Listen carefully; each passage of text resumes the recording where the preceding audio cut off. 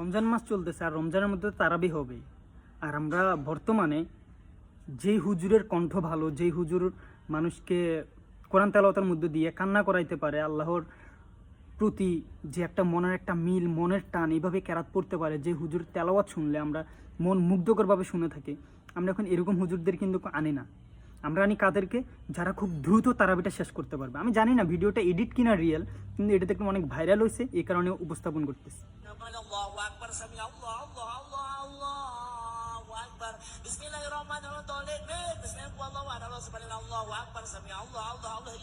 এটা আসলে মানে বুঝতেছি না যে ভয়েসটা এডিট হইলে কিন্তু কিছুগুলা মানুষ একসাথে রুকু সিজদা দিচ্ছে, এগুলা কিরকম হয় আমি বুঝতেছি না।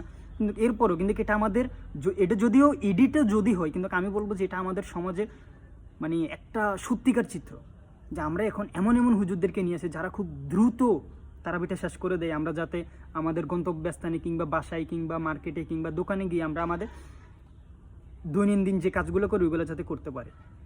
আমরা মানে রোজা রাখি, কিন্তু রোজা রেখে আসলে কি বলবো, মানে আমাদের সমাজ ব্যবস্থা এখন এরকম হয়ে গেছে।